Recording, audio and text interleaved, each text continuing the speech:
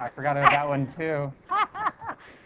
This was an article about Microsoft, and the headline was "The Struggle for Bill Gates' Soul," and it was about kind of the dichotomy, the Microsoft dichotomy: is it good or is it evil? In which you basically argued that they were evil, and I just want to quote. I worked at Sun at the time, to be clear. He was at Sun. He was at Sun at the time. Google was, they were still in high school.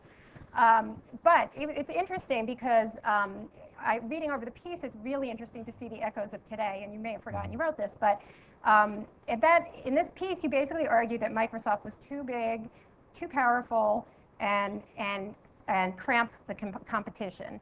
And you said that Microsoft, quote, has built its huge franchise on an edition that will slowly consume it, total control. And it's interesting in that just a couple of weeks ago, there was an Economist article, which I'm sure you saw, which said, and I'll quote from there as well, there's growing concern that Google is now too powerful for its own good or that of the industry, online businesses. So were you wrong about Microsoft then? I'll have to reread the piece. The actual premise of that piece 10 years ago, as I recall it, was that Microsoft overreached and that they could have achieved, with a different set of business tactics, they could have achieved 90 to 95% of their success without the vitriol that came with it. And remember, this was at the height of the antitrust case and so forth. So fast forward now, Google is different in a couple of ways. The first is that if you become dissatisfied with Google as a search engine, there are a number of excellent other choices which are one click away.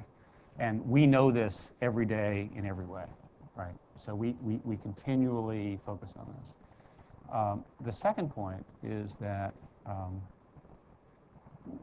the way in which we're approaching partnerships and essentially sharing revenue is quite different from what was the norm at the time in the industry.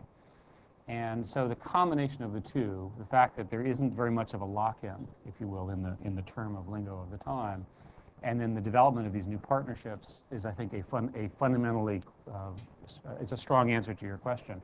But there's another thing that I think people fundamentally miss in this comparison, and that is that this is not a zero-sum game. In platform businesses, which is what Microsoft, for example, has historically been in, there are some benefits to having a single platform that everyone builds on. That is not the case in advertising. And it's very unlikely that any company, Google or Microsoft or Yahoo or any third, fourth, fifth choice, will be able to enter the market and take revenue away from the other companies. And in fact, there's this bizarre property that goes something like this. A new player comes in the market in the advertising business, and they have a sales force, and they go out and they talk to somebody who hasn't moved to this new targeted model. Well, that person will say, hey, this is great, this is a new model, and the first thing they're going to do is advertise on all 2 or 3 choices. They're not going to just advertise on the person that they talked with. So the bizarre property is that the entrant of new markets, at least in this stage of the development of the market, is actually positive for our revenue. And it's funny that we actually talk about this in the industry as it's good to have all of this going on. Now, that may not be true over the next 10 to 20 years, but it's certainly true today. Because everyone gains as people move to the new model, because they advertise on everything. So what you're saying is that it doesn't really hurt the competition, right? To have all of, because it's interesting in the same article, because this piece, one of the things that you complain about with Microsoft was that they have things in endless beta, and that basically cramps competitors. And I'll just quote one more from the piece, which is, Microsoft's role and power in the industry are stunning. No other company could routinely release such weak first versions of its products and then use its own customers as a test group for revisions until it gets a fully working product. Google has similarly been criticized for keeping products in endless beta. And that same Economist piece compared it to Google seems to use betas as dogs sprinkle trees so that rivals know where it is. Again, is that just to parse it precisely, the issue with Microsoft, since you're asking specifically about what 10 years ago, the issue there was infinite beta. In Google's case, we have product cycles that are 2 to 3 months long.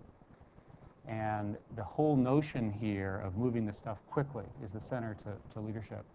But I think the fundamental answer to your question is what I said before, which is that in the businesses that are on the internet now, it's very easy to lose your lead, and there's relatively little way of holding on your customers. You cannot prevent them, if you will, from moving, and that's why you have to run scared. And I think that's a good thing. I think we all benefit from that.